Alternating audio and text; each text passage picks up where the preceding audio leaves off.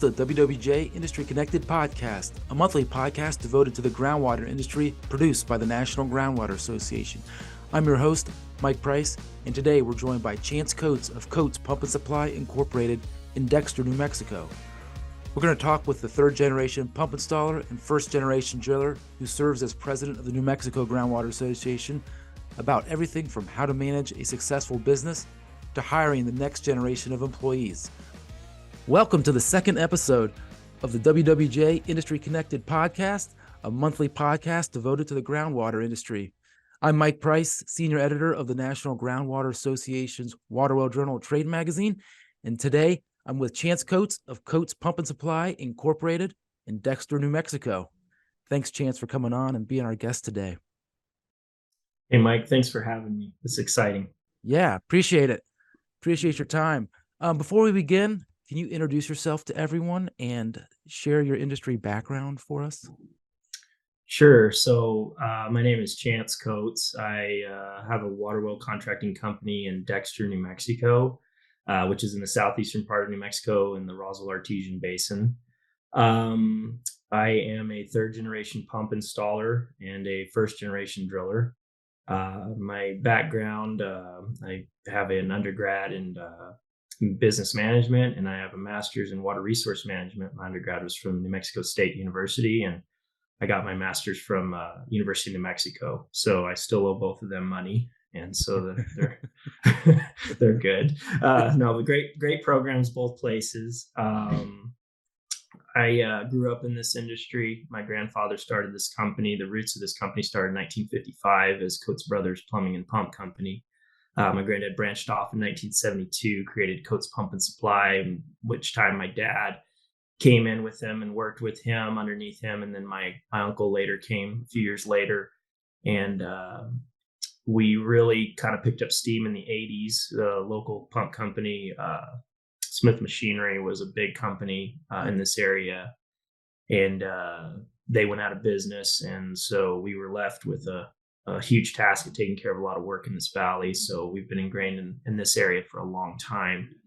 So kind of hit that and just picked up steam. And so my part came in. I went off to school, learned a bunch of things, came back, and decided that I was in consulting for a little while. And I decided that I wanted to be more hands-on. I liked the consulting and I learned a ton of technical there, but I could see the need for contractors, right? And good contractors and people who could meet some of the new challenges that were coming in the waterwell industry. And I wanted to be one of those guys. So I picked up from there and came back and approached my dad and my uncle, and I've since bought out my uncle, and I'm almost finished buying out my dad. I've got about 2 years left in the buyout. So both of them were able to successfully sell their business, as my granddad was, he sold to them, and they've now sold to me. So I'm president, chair, and CEO of this thing. Wow. So Very cool. Awesome to hear. And want to get kind of look back to now that you've given us a little lay of the land of your current business, your high school days, and what you were thinking at that time as far as career goes, and what was offered to you. Pretty cool story there, if you'd like to share that with us. Yeah, so I was 80s kid, grew up in 80s and 90s. And so like most of us, we watched the movie Top Gun way too many times. And so I thought I was going to be a fighter pilot. And most people give up on that and move on. Well, I held on to that dream for a while. I had a congressional nomination to go to the U.S. Air Force Academy. And I'm not real sure. The details are vague on what exactly happened there. And it ended up not working out. So ended up not sitting in the fighter seat, ended up on the back of rigs, which in hindsight, it works out. Life works out. It has a way. But yeah, that was my goal. I thought I was going to fly fighter jets. And maybe that desire is what makes me crazy enough to be a first generation driller and decide I wanted to start drilling holes in the ground, because I think the dangers and the elements are probably considerably the same. So but yeah, so that was my gig. And I didn't know, life has a weird way of working out. And now being 40, looking back on how everything fell into place, it all fell into place pretty nicely to put me in a really good position to be doing what I'm doing. The business degree, Yeah. the master's in water resources, the hydroscience background, looking into hydrogeology, having a business backing, and now running a contracting business has given me so many different pieces to really put myself at a very good spot to understand a lot of different dynamics that we deal with as a contractor in this industry. Yeah. Fighter jet, drilling water well. You mentioned that drilling a well might be a tad more challenging. Tongue in cheek, you said in the past, but man, it's crazy where you've come from to where you are today. The hydrogeology degree. Can you take us through that part of your career and the consulting side, and then jump back into where you are today? Yeah, so during my master's, the University of New Mexico offered a water resource management, like a master's program in that. And so basically, what the state found was they were needing to train more professionals based on water, related jobs. Whether you go into regulatory agencies or consulting or anything, they were really trying to focus that program. So I was really fortunate to be able to be a part of that with Bruce Thompson, who was heading that up at the time. Pretty well-known guy in the state of New Mexico. So went through that and really enjoyed it and grabbed a hold. And from there, I was able to get an internship with John Shoemaker and Associates out of Albuquerque. And John's really well known and a great firm. Worked for some great people there, with some great people there. And then in my tenure there, I was there, I think about 3 years, working drilling projects, overseeing things, and just learning as much as I could during that time. And, had a lot of good talks with the guys there, and they knew that I was interested in the consulting, but they could also see that my background served me pretty well. And so they encouraged me to, they wanted me to stay there, but they also encouraged me to look into opportunities as contracting goes, because they could see, as well, there was a need for contractors, especially younger guys. We have a lot of older guys in the industry. They're getting ready to retire, and there's been a shortage, especially in our state, of drillers, especially. So, that kind of launched me back into the family deal, learning what I knew there, and taking all of those technical aspects from bids and specs and designing wells and all those things that I was doing with Shoemaker and overseeing, execution of wells.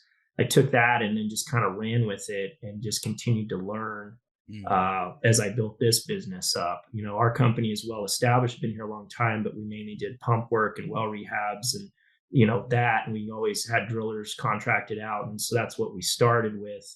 And I was doing quite a bit leg work with the drilling. And so I decided, I'm going to try to bite this piece off. And that's a big piece to bite off. In hindsight, I'm like, man, hats off to anybody who's running a successful drilling contracting company, any kind of business in general anymore. Yeah. It is difficult. It is definitely difficult. It's a challenge I gladly accepted in the way my brain works and how the dynamics of how I have to have challenges. I love water wells because each one of them is different, and each one creates its own challenge, whether it comes to constructing or working on the well or maintaining the pumps, things like that. There's so many different dynamics you have to know. And so it keeps my brain busy, which is great. But that was kind of the whole avenue of getting, taking that technical background and really trying to apply it in a contractor standpoint. And I think it served us well. I think we get a lot of good responses from customers. They may not know that they have a hydrogeologist working for them as their pump guy, and not that you need that level of education, but when I can understand the whole equation as far as, the hydrogeology, the water quality, the dynamics of the well, all these things, it makes us very good at executing the work that we do and solving those difficult problems that we all have to solve on a daily. Yeah. What was your dad telling you at this time, or how was he communicating with you as far as the business goes and you pursuing a hydrogeology degree and then a consulting career? What was that like with him? Well, interesting enough, I think a lot of people in this industry could relate to this story. My dad pushed us away from this work. We grew up on the back end of rigs, and so he worked our butts off on the back end of rigs to teach us the value of work, but also to try to, hey, go out there and do something more, and I commend him for that. But what it did teach us was work ethic. what we didn't realize was the potential, what else it could be, right? How many more avenues and how much more there is out there. But he did push us kind of away from this work because it's backbreaking labor, and it's not glamorous, and it's not a pretty job, and it's, while it's critical, it doesn't fit that, most people anymore, they want better for their kids, right? And it's nothing against the work that we do. It's great work, but it's work. It's blue collar, and it's you bust your butt, and it may not be the highest paying job you could find.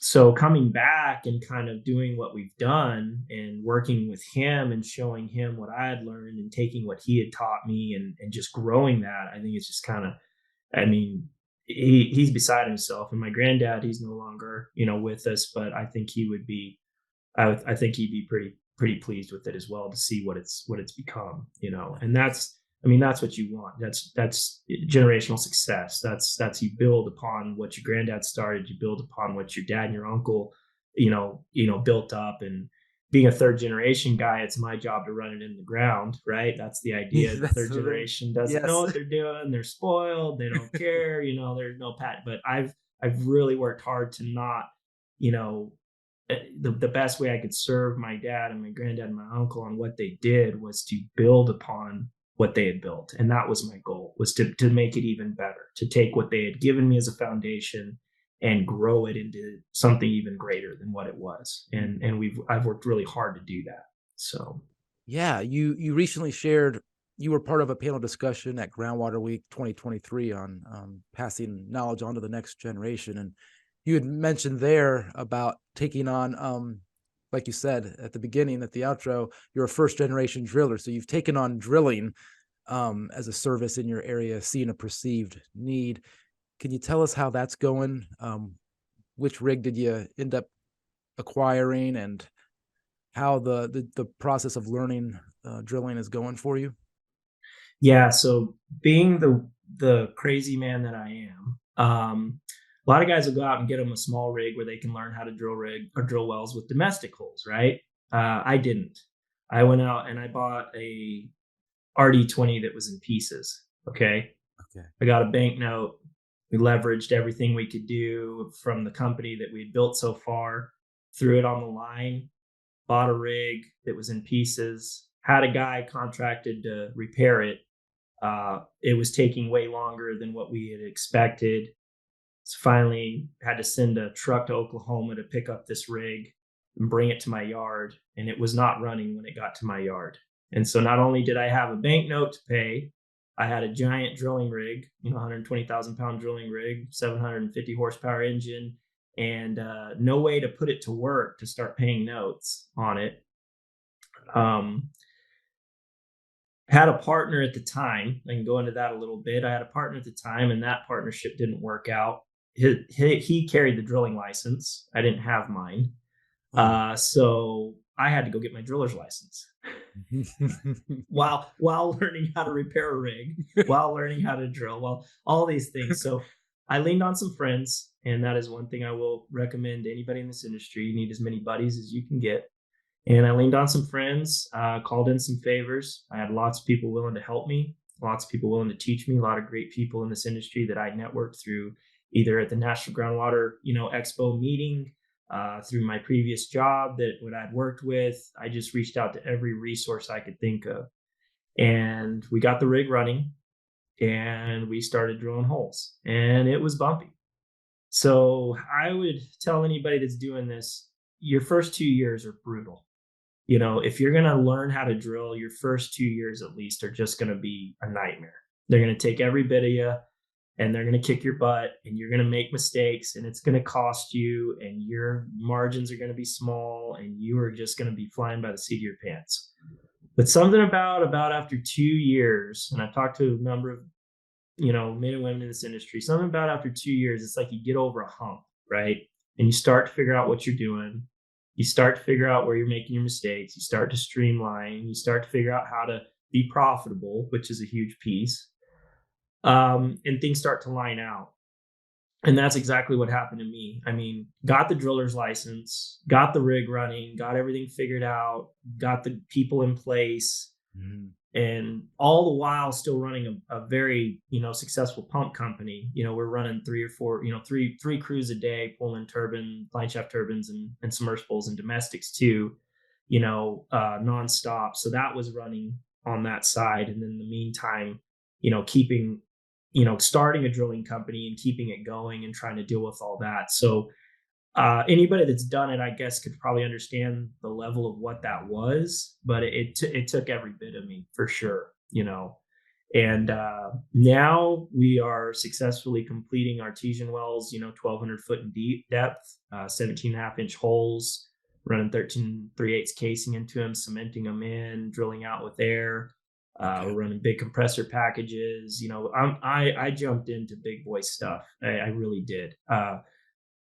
Talking with enough people in this industry, the percentage of guys that probably do the level of wells that we're already doing is not a high percentage. But that's just how I am. I jumped into something that was probably beyond me, and thankfully, with enough elbow grease, blood, sweat, and tears, we've gotten there. Kudos to you. And yeah, no, I'm stoked. I couldn't be prouder. And it's every day is a challenge though in this business, and there's the ups and downs, and that's one thing I have learned with drilling is the patience that it takes, the understanding it takes, and the amount of time it takes to let things level out. And you're going to have bad jobs, and you're going to have those bad holes, and you're going to have stuff that goes wrong and breaks down. Used to it really bothered me. Now I'm kind of getting used to it, and just look more towards solutions and get less upset about it, right? So I've learned a lot. Yeah, it's been a crash course, but now I would say we're a successful drilling company. We're taking on more and more projects. We're starting to take on spec jobs and drilling. The pump company continues to be a great success, and I was able to kind of streamline it in a lot of ways, and kind of allow it to run independently and keep track of it, but also be able to focus on the drilling. And got a lot better at delegating. Got a lot better at putting the people to task. Got a lot better at hiring. I've learned so much in the last few years just because of necessity, right? Right. So Well, I'd love to hear about that later on about the hiring, since that's the number one issue in our industry. But absolutely. yeah. What's your day-to-day look like? Are you on the pump side? Are you out on a rig? What's that look like for you? Yeah, so the pump crew is every day, scheduling jobs, taking phone calls, checking drives, assessing pumps. I'm still doing a lot of that hands-on. The drilling, with one drilling rig, it's manageable. I have a great pusher driller now in place. A good friend of mine I grew up with that put him into that position. That was a huge power move on my end. Once I put him in that position, the guy just kind of, he blossomed and flew from there and has done a great job of managing that. I'm still involved with him with the well design, ordering materials, getting him things in place, getting him lined out. But more and more, I'm giving him pieces as he grows into that and taking on that aspect. But very much day to day involved with both operations, and shifting back and forth from drilling to pump, especially when you're working on big spec jobs and large horsepowers and things that we work on. It takes quite a bit, but I'm blessed with the mental capacity to keep up with that. I'm able to do that dynamic. And there was three guys in this company running this at one time. My granddad, my uncle, and my dad, and now it's kind of me. And I've had to be different about my management approach and my delegation. I've been had to be different about my organization, my communication. All of those things have been a huge challenge to figure out how to do to where my people can help me. And learning to lean on my people more has been a huge thing I've learned, especially in the last couple of years. Is having the patience to put people in positions, allowing them to make mistakes, helping them learn, and being patient as they learn, and helping them develop to get to the point where it does alleviate me of that burden. Because anybody that runs one of these companies knows how many moving pieces there are, and there's just no possible way you can be in all those places at the same Yeah. time. Yeah. You mind sharing what type of resources, what helped you delegate better, and with your people skills, where you went to help? I mean, there's books, so but Yeah. all kinds of resources. Well, a lot of it's trial and error, right? And Yeah. management, I went to business school, but business school was theories, right? Right. Management's something you learn as you grow. It's something that you can't teach somebody other than just getting in there and learning to work with people. I think a big thing that's helped me is technology. Being in the millennial age that I am, I'm kind of a late millennial, I guess. And I merged this nice gap. I was reading an article about how we make a great leadership group because we know how to use technology, but we still came from the generation of hands-on. And so we kind of make this nice merge in there between the two generations, between your Gen X's and your Gen Z's and everything in between. Yeah. Um, so we have this nice dynamic of doing that. So I've embraced a lot of technology. I use software systems for pricing. Things to I had to figure out ways to standardize my business so people could help me. I think one mistake we make in this business is when you own one of these companies, you keep everything in your head, and then you look up and wonder why nobody can help you. And it's because we're not effective at communicating. We're not telling people what they need, or we don't set up a system within our business that allows people to succeed around us, right? That's our job as the leader, is we have to build the business to where people can help us. So I started looking at my business that way and started putting in, pricing systems. I reached out to what was it at one time was Well Magic, which was a program developed, and then since the National Groundwater Association has bought it and they're transitioning it into Business Pro, and a really cool program, cloud based. That was huge during COVID because of all the price fluctuations and all things like that. So I ended up hiring a guy that was a salesman for one of our wholesalers. He was out of a job because of a acquisition. I brought him in, put him in the position, and he kind of became an inside sales purchasing agent. And he just started shopping and finding parts and finding things during the shortages during COVID and during all the challenges. But we also developed a pricing system, which was huge for anybody in this industry because our pricing fluctuates so much, like more than it used to. Being a old company, we know how things used to run. People print a catalog once a year, you get the catalog, that was the price, and you went off that. Now we all have logins to systems and the price fluctuates daily. And so you lose money in this business if you're not aware of those fluctuations and you don't keep track of it. So I literally have a guy in my office that it does a great job, and he just stays on top of pricing, on top of purchasing, on top of all those things. So that was a huge piece that I was trying to do on top of managing. I delegated that. I started to delegate, move some of my senior guys into positions and promoted them into what we would consider in our industry like tool pusher positions. So I had more middle management. I think that's a hard piece anymore when you're hiring new people. They just don't have the skill sets that they used to as far as the workforce goes. So I developed more middle management positions, and not that I needed more bosses, but I needed more people that I could trust to be with the people that didn't really know what they were doing. Um, and that's been a really great way to develop my people. Those guys that had been here for a long time, they understood the goals and the ideals and the morals of the company at the heart, and so they were going to be my best representation in the field, and I trusted them. So promoting a few employees into positions of management to help me with a lot of things that I was trying to do myself, as far as just delegating to them and giving them the opportunity to succeed, has been critical. Now, that hasn't been easy, right? And training people to do jobs like that is not an easy thing, because basically I just created the job. So now I have to communicate to them, okay, well, now I've created this job, and what does that job look like? Well, that's a question I have to ask myself on the daily. And then when they're not performing, I have to understand, well, that's not really their fault. That's on me, because I'm not communicating what their job really is and holding them to that responsibility. And so, a lot of that comes from the management background, and a lot of that comes from, learning personalities. That's a huge piece now. I would say anybody out there that's trying to run people, you have to spend the time to build the relationships with these people. These people are super important to your success, and you have to understand what motivates them, right? Right.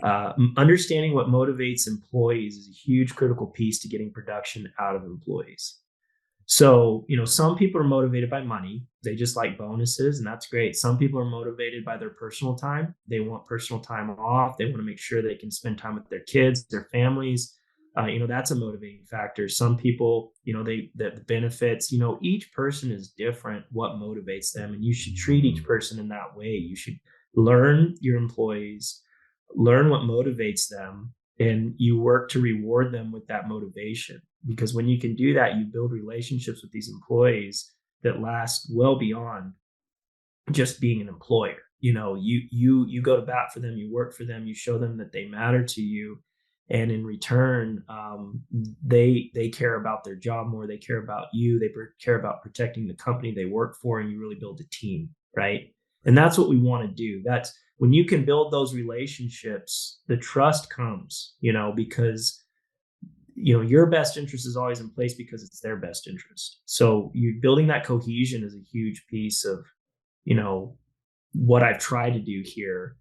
And it takes a lot of time. It's patience. I talked about that in the article that was in Waterwell Journal. Patience is a huge thing that I've had to learn, and that I have to remind myself about, and that I have to go back to daily. Whether it's patience with drilling, patience with developing employees, patience with the business, patience with myself, that I can't get it all done in a day. That is a huge piece that we all have to give ourselves a little bit of grace on, because we want to have it all done now, and that's understandable, especially with water well work. It's everybody calls you and they need it yesterday. Yeah. So the rush is always there. So with the volatility of the pricing, the gentleman who you met, the employee who you mentioned, who is on top of the pricing and monitors that daily, how much is that his full-time, like percentage wise, is that all he does, or is that part of? It's a huge component. So the pricing and purchasing is a big thing that he does. So when we need parts, what I've done is I still carry a lot of inventory, right? We're an old school pump company, and we have our standard designs through this area, but I'm running everything from 3 gallons a minute all the way to 3,000 gallons a minute. So we've got this huge flow range. So we're running line shaft turbines, we're running submersible turbines, we're running domestic pumps, we do solar work, we hit the whole gauntlet. And I keep a high percentage of inventory in place, because turnaround and service is really critical to me as a business owner. I know that service is something that I feel like COVID kind of broke. We all complain now after COVID that people just don't care, or they don't provide the service that they used to, or their heart's not in it. And I feel that in a lot of ways. And so in my business, I still care a whole lot about what we do, and I care about my customers, and I want to get the job done as quick as I can. So I forego a lot of profit because I carry a lot more inventory. Okay. But the inventory helps me turn work quicker. And that guy that's in this office, once that inventory is established, he works to just maintain that inventory. So it goes on autopilot, right? Yeah. I've worked with him to say, this is how much of this material I want in stock. This is how much I want in this materials in stock. This is how much of these, these pumps and this size and these different things. Just maintain that now. So we've built that inventory to a point, and now he maintains that inventory. And by keeping up with that inventory, it goes on autopilot. He knows, hey, we sold one of those, we got to get another one. I go to work finding one. We give ourselves that leeway, so we're not leaning so much on lead times anymore. I think that's a big mistake in the water well industry that's gone to as we've gotten bigger and big scale, and the big business model is it's a lot about accounting. Used to, it was like people just had stuff on the shelf. Now, we call it just-in-time inventory. Well, in the water well industry, just-in-time inventory is just too late. And that's what we say here. Just-in-time is just too late. We got to have it if we want to sell it. And by having it on the floor and making it work, we can get more work done as far as volume, because demand is there for us. So we turn line shaft turbines within a couple of days. We're an old school pump company that still has a machinist on staff. We still rebuild, we still rebowl, we still do a lot of remanning. That's a very old school business model for our industry, but we've been able to make it work. And so having that purchasing agent, that guy at the front that is just ahead of it, right? Mm-hmm. He's working with our suppliers, so we're not straining our suppliers and saying, hey, I have to have this right now, or hey, you got to get this to me. We're trying to give a little bit of cushion, because anymore, we know sometimes we order a pump and they're like, well, that's 6 weeks, or a part. And they're like, that's 6 to 8 weeks, just because that manufacturer, that's how long it takes them. Mm-hmm. We're trying really hard to take that component out. And by no means are we perfect. We run into it sometimes. You just can't cover every application. But by having our general designs and our go-tos for where we meet our applications in our area, as far as the pumps go and things like that, we've done a pretty good job. But I'm also lucky because we're so well established. I'm in a market where we've been working on these wells for 60 plus years now. We know what's in the hole, we know what we're getting into, and we know that we can fix it quickly. So it's not that easy for a lot of people in other areas. Yeah. You expressed interest in, amidst everything else that you're doing, pursuing a certification with the national, as far as becoming the top of the certification chain as a master groundwater contractor. Is that something still on your plate?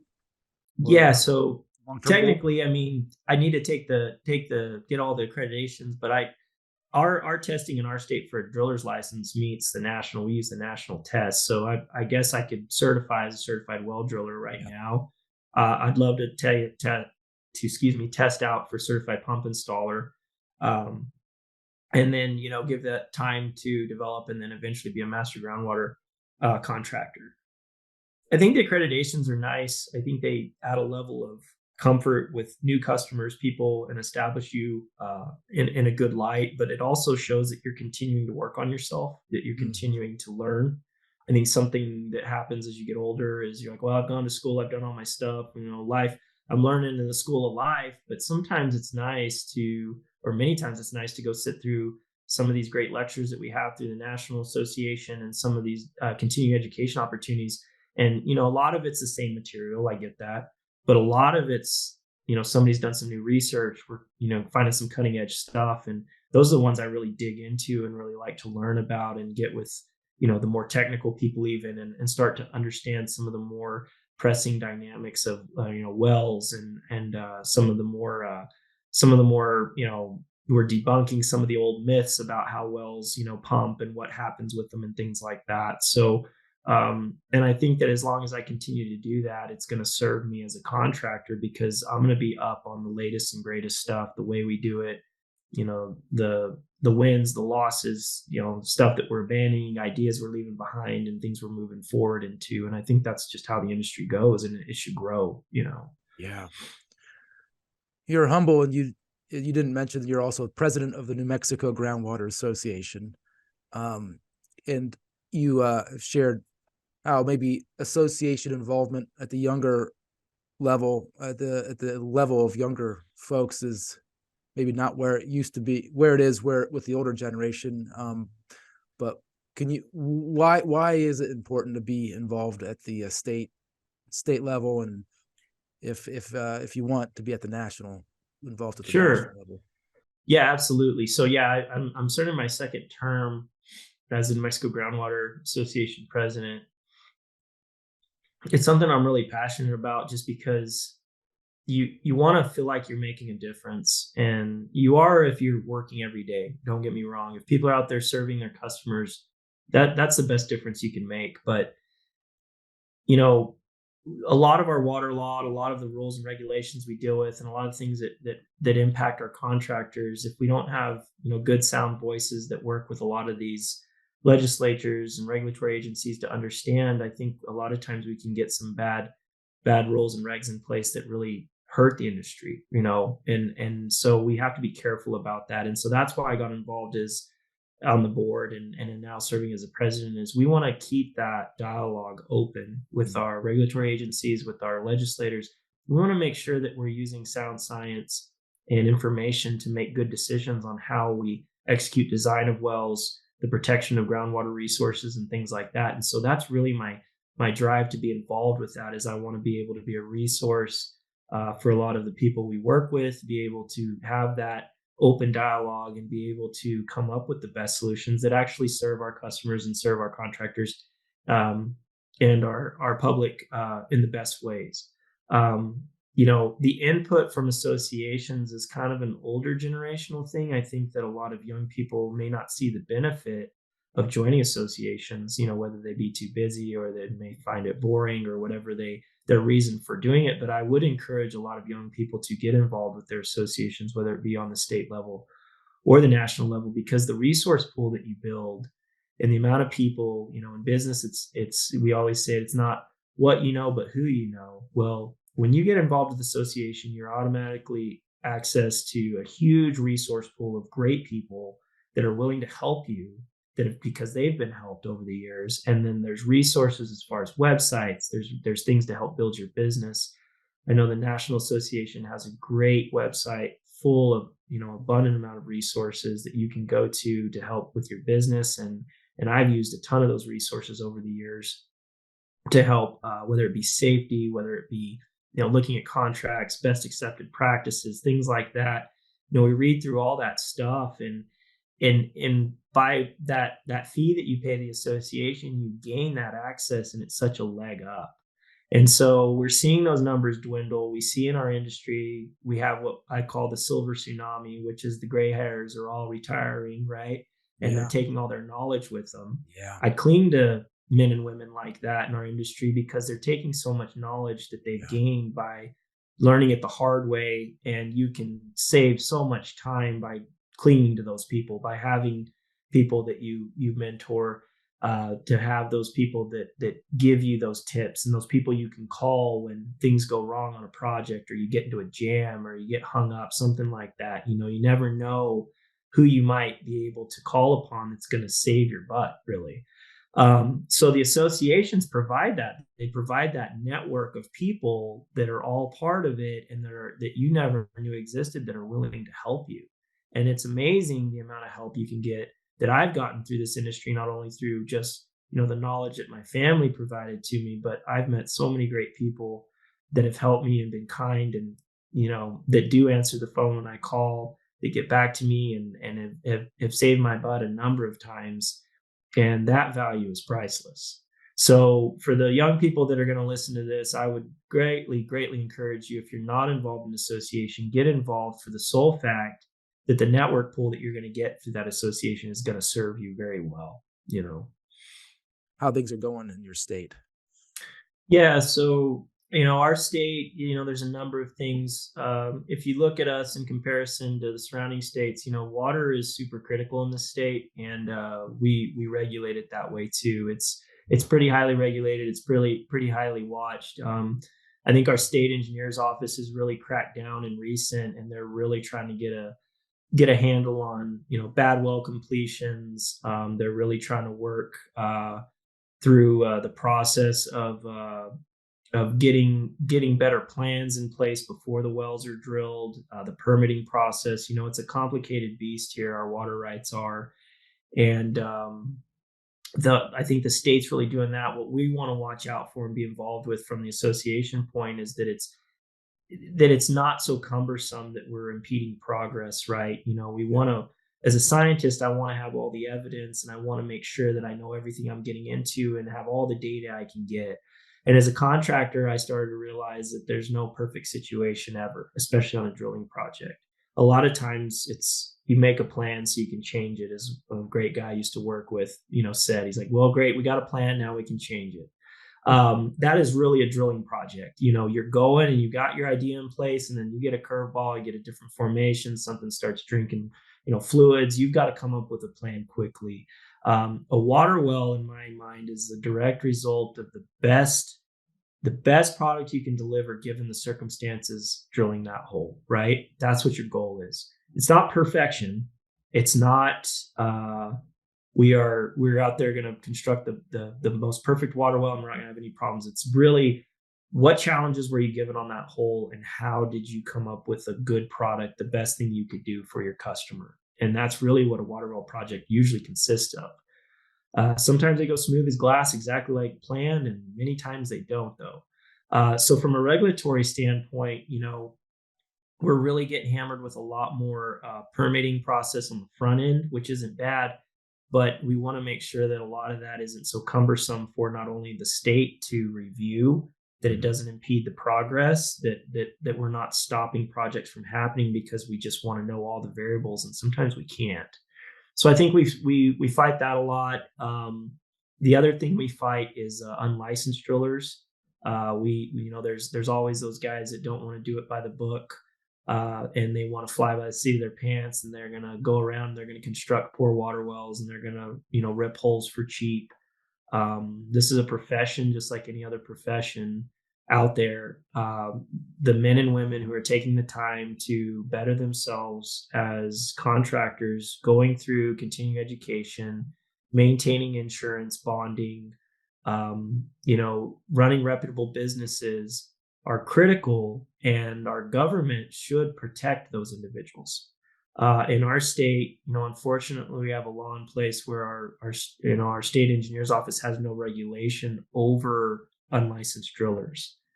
So basically, they can't do anything to them. So, but if you do have a license, they have jurisdiction over you. So, in my mind, that's not really an issue with the state engineer. That's more of an issue with the laws that we have in place. So we have to start looking at laws and saying, do these laws make sense? And are they really protecting the businesses that are doing the right thing, the men and women who are taking the CEUs and learning the better ways of constructing wells, caring about what they're doing, making sure that they're keeping all of their licensing in check, making sure that they're running reputable companies, and doing everything the right way. We want to incentivize that. And the way that our current system is set up is sometimes it doesn't incentivize that. Sometimes it's easier to be an unlicensed driller and fly by night and try to get away with punching, wells. I think that needs to change. So we're working on that too. We would like to see something. We would like to see some kind of teeth to discourage unlicensed drilling. That is something that needs to be, addressed in our area too. So those are some of the major things. There's obviously always fights in the Western United States over surface water. Now we know groundwater and surface water interaction is direct. We know we have all the science to prove that. So the groundwater aspect's big. Yep. When you start looking at fighting over water in the West and they start taking water away from states, that takes away wells, so if there's no future in drilling holes and providing water wells to people, well, then you won't have any contractors. And then if you don't have any contractors, when the day comes when the well goes dry or goes bad, you don't have anybody to fix it. So that is a critical piece of our society in the Western United States, especially. I mean, the windmill was the whole reason we moved west. We get water out of the ground in places there was no surface water, right? So it changed a lot of things. We get cattle out, we could move them, we could do all these things, and we could expand. Well, the water well was critical to that in the Western United States, especially. There's just no surface water like there is back east. So with that being said, the criticality of groundwater and everything like that is huge. We have to appreciate that for what it is, but we also have to put that in a place of its importance, right? How critical it is to life. We know that it's been through recessions. Water well work is recession-proof work. People always need water, right? There will be ups and downs, but you never really completely go out, and there might be booms, but there's always a demand for water. Yeah. And there's always demand now as contractors, as less and less of are available. There's always demand for work too, especially I've seen that, especially over the last 5 to 8 years.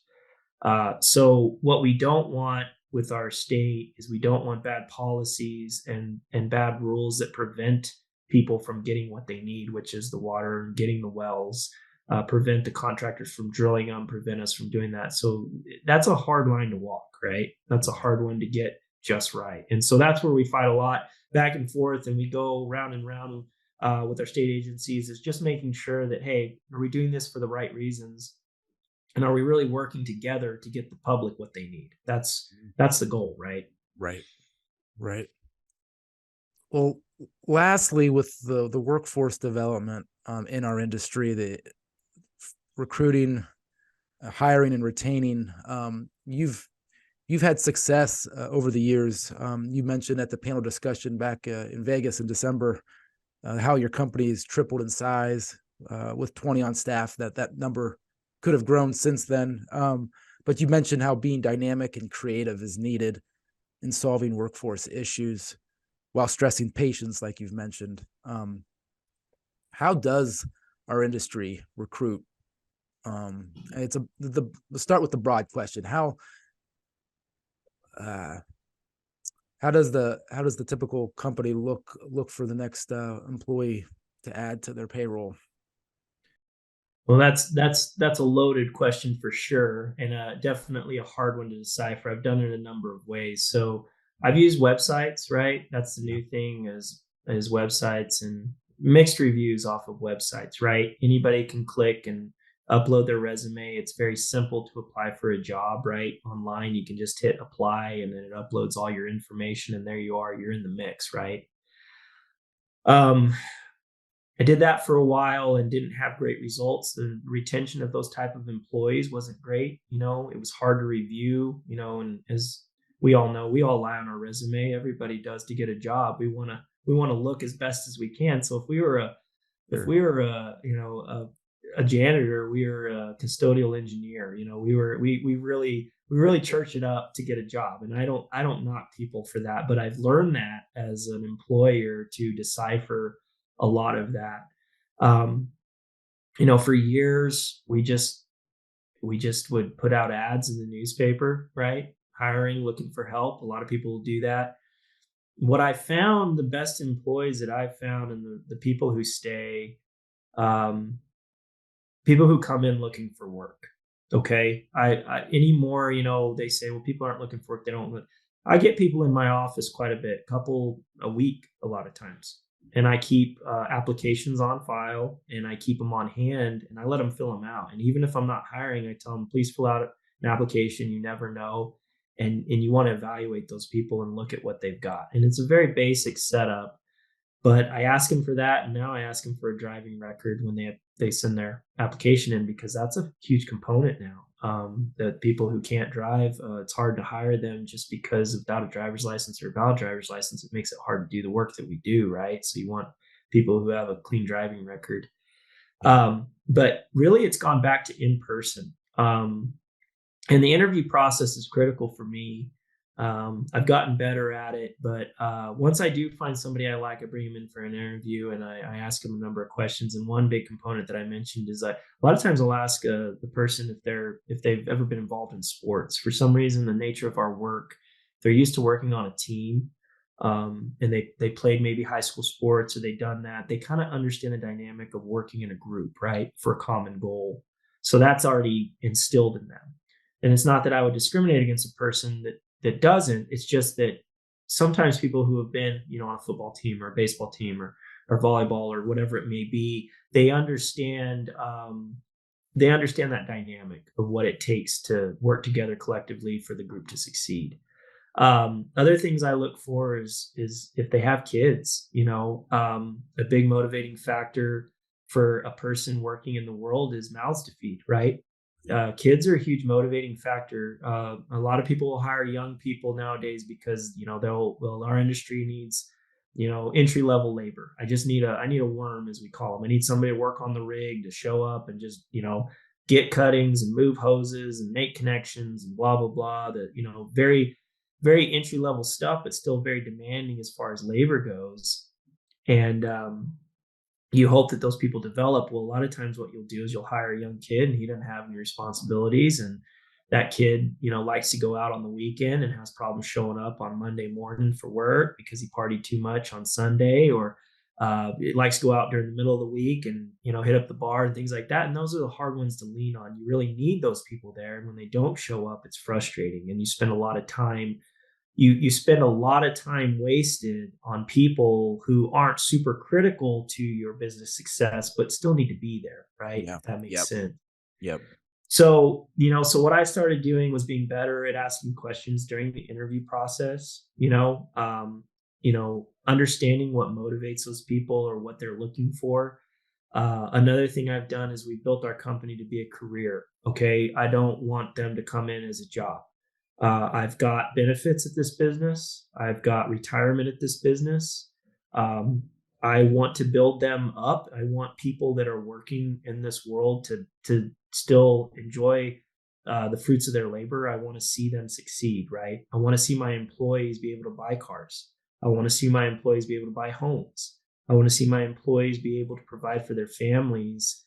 And so, we talk about a lot about livable wages. Well, I had to fork out more money for my employees to retain them, especially as inflation's gotten higher and things like that. And so we increased our pay scale substantially, and we continue to offer those benefits. Um, Obviously, we know what that results in is our services are more expensive, but because of that, I have better employees that I retain for longer, and I don't have the turnover and the headaches.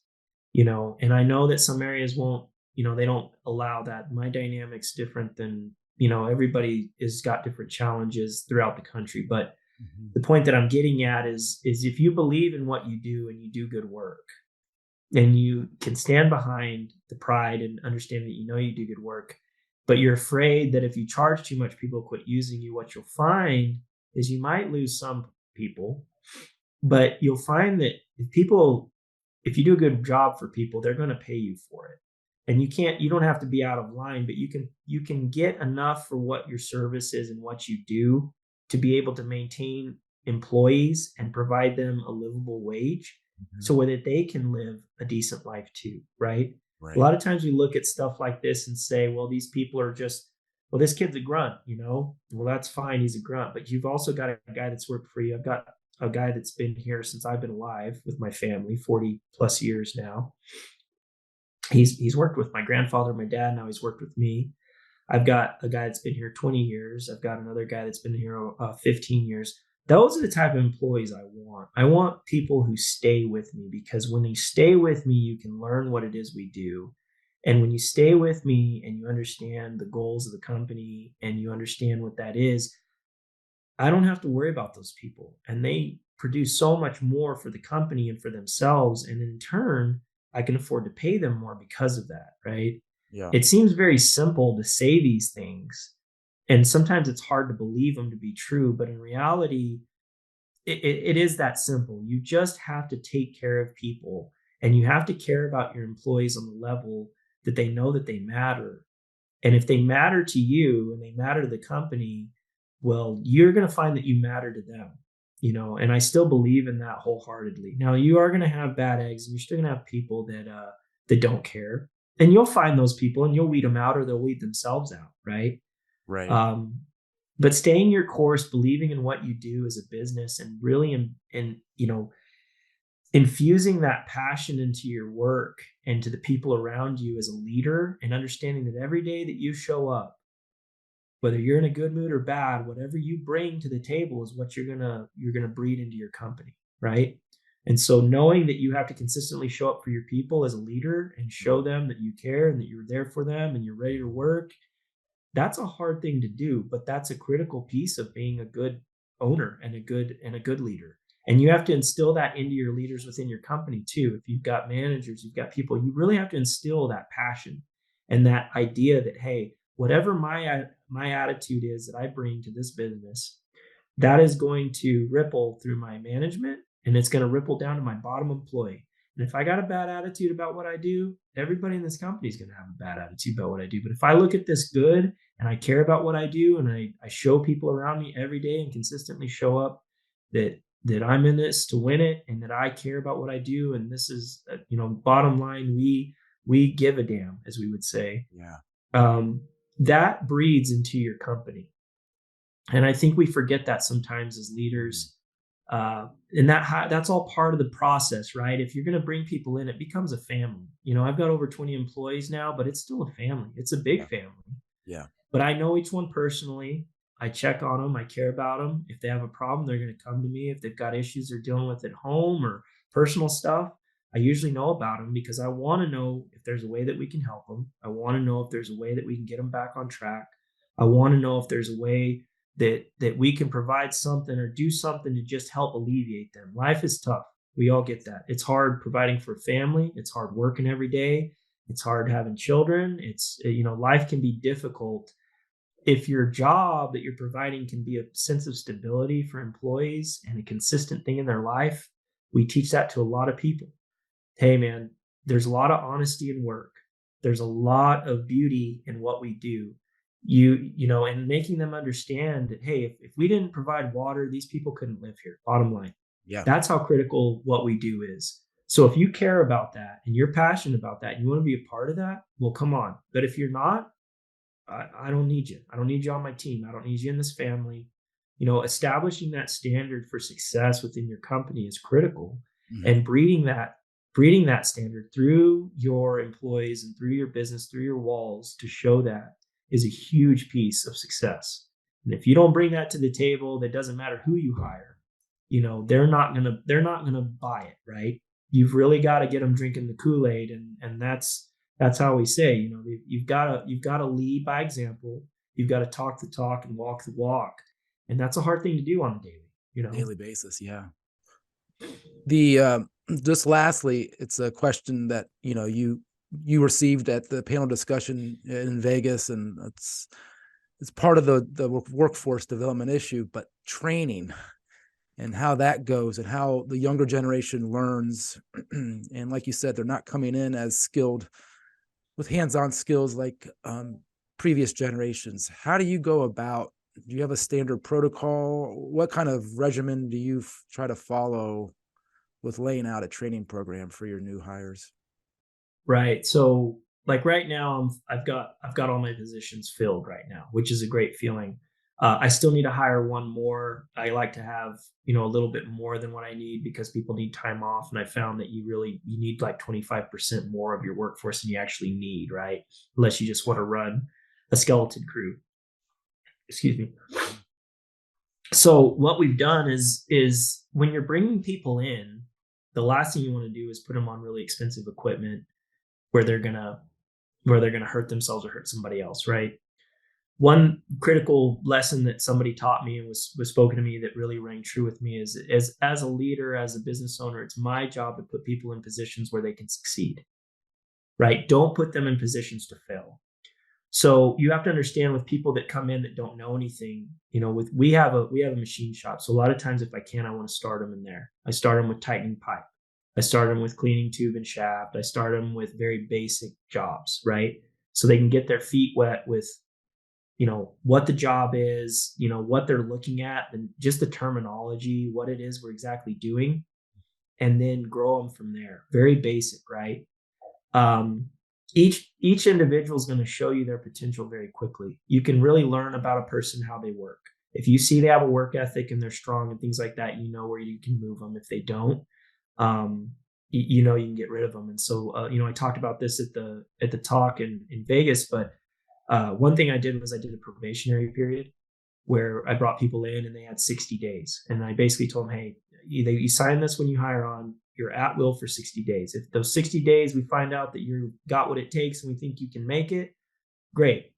If in those 60 days you don't like the job and it's not for you because this job's not for everybody, you can leave and just go on. You just let me know, and I would appreciate a little bit of notice. But if you don't show up, then you don't show up and we move on. But what I found is making them feel as though they're earning a spot with the team, with the family, coming into this, and that, hey, we work at this level and you're either going to work at this level or you're not going to make it. And holding those standards has been a big thing for us, and it's always been a big thing for us. But that comes with strong leadership, that comes with strong management, that comes with strong mentality throughout the business.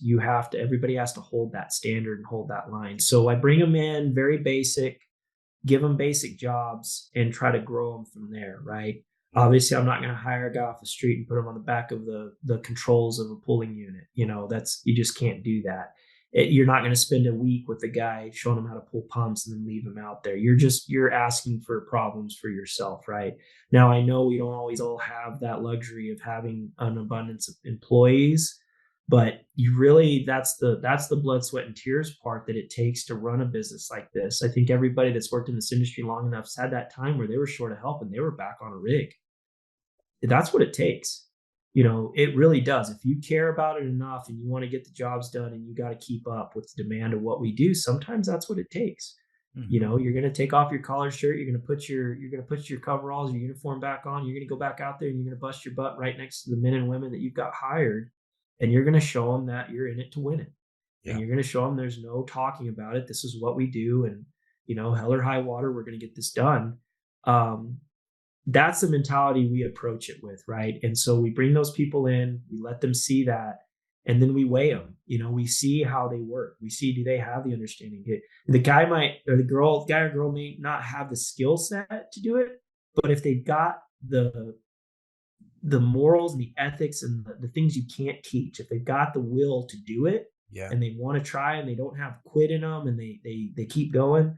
I've hired a lot of kids, and their first day they get on the back of a rig because I'm shorthanded, and they have to run a chain tong, or they have to spin pipe, or they have to pick up a joint of pipe, and they're just struggling. And I watch them, and I help them, and we coach them. We show them how to lift stuff. We show them how to pick things up, and we let them struggle for a little while, and we see if they have any quit in them. And if they have quit, they leave, right? Right. If they don't have quit, we tell them, all right, that's the hardest thing. You're going to get through this. You're going to make this. You're going to learn how to make this easier. Within a couple months, we look up and, hey, they're doing the job. They're taking care of it. They're lifting the pipe. They know how to run a chain tong. They know how to run a pipe wrench. They know how to do these things, and we're watching them develop, but it's all on the job, right? There's just no way to teach the uniqueness of what we do in this industry. There's just not any development there. There's no school that they can go to, like a diesel technician or somebody like that, where they go through a 2-year program. We just don't have that in this industry. We don't have somewhere where we take people and off the street, we teach them a bunch of stuff, and then we send them out in the workforce. It's just, you're going to hire green employees. They have very little understanding. You're going to have to watch out for them. You're going to have to protect them. You have to keep them from hurting themselves, and you're going to have to slowly introduce them to what they're doing. But you are going to have to hold them accountable, and you're going to have to hold a standard. And that's just the way we've done it. And right or wrong, it's worked for us. So I don't know if anybody can take that and run with it, if it's anything to their, operation, if they can take those ideas, but really it's that for us. That's how we've done it. Mm-hmm. Mm-hmm. And safety wise, for the new hires, like you mentioned, how do you, just lastly, with your tailgate talks and how you prioritize safety, how's that go for you? Right. So a hurt employee is no good for themselves or for you, for their families. So that's number one with safety. So the first thing, I use the resources from the National Groundwater Association to teach a lot of introductory safety. There's some really good safety books and things like that are very basic that can get them started. I'll send them home with it. I tease them, tell them I'm going to test them on it, but I make them read it at least so they understand. And the first thing I do when I hire them, I said, you're going to wear your hard hat, you're going to wear your safety glasses, you're going to wear your gloves. I said, the two things I pay for most in this company as far as accidents are hands and eyes. I said, hands can be fixed pretty easily, but eyes can't. So we want you to wear your safety glasses. We want you to stay protected. It's in your best interest. We have signs posted everywhere about wearing eye, ear, and hand protection. Hard hats are non-negotiable. You can get written up for safety violations, things like that. Again, it's about holding that standard. So when we talk about standards for work, we ingrain that safety as part of it. A lot of our guys are trained and on where people should just stand, putting themselves in positions to not get hurt. A lot of that just comes from experience, right? And there's the in between on the butt chewings, as I would say it. If somebody's in a bad spot, they're going to get reamed for it and told because it's a safety issue. And usually it's going to stick with people. And I hate to be that way, and I don't like to talk down to people by any means. But you're going to get hollered at if you're putting yourself in a bad spot or doing something that's going to hurt you, right? And if we see people doing that, it's an immediate stop work, right? So safety's become such a huge component in our industry. One, because it's a dangerous job, and two, you're taking people that are very inexperienced with this job and putting in positions around big equipment where they could get hurt. So a lot of that comes down to positioning, and a lot of that comes down to just resources, training, development. We have safety manuals. Our crews, we work for mine sites, so we do an MSHA training once a year. Mm-hmm. So we get 8 hours at minimum of a refresher once a year. All of my employees are CPR certified. I think that's critical, so they know how to do CPR. We bring in, if you talk to your insurance companies, a lot of times they have resources for that. A lot of times we don't take advantage of those resources. I, for one, do. I call my insurance guy. He lines up a safety training service that comes in.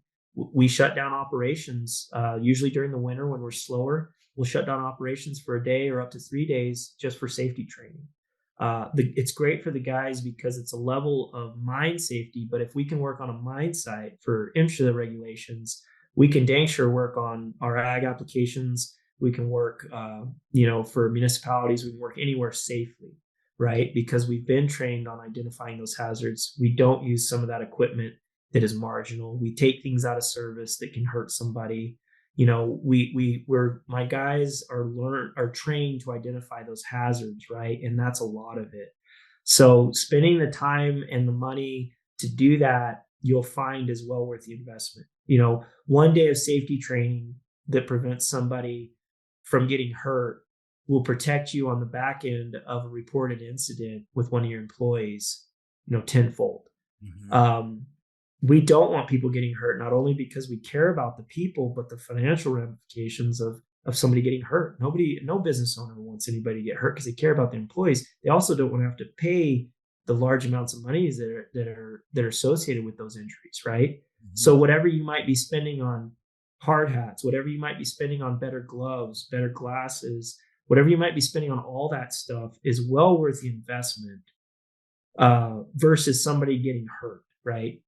Right. And then just the practices, just not doing things a certain way. Used to we'd climb up on a mast and we'd reach out and we'd try to grab something off the back of a truck or back of a rig and put ourselves in a really bad position to fall. Well, now we use safety harnesses. We just don't do that.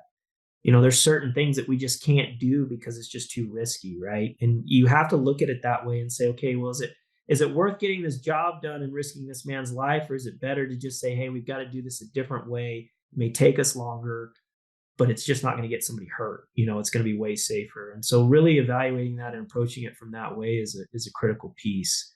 And again, not an easy task. You can't be everywhere all the time, but spending the time to train your people so that they can identify it really is an extension of you and they don't put themselves in bad positions either. Yeah.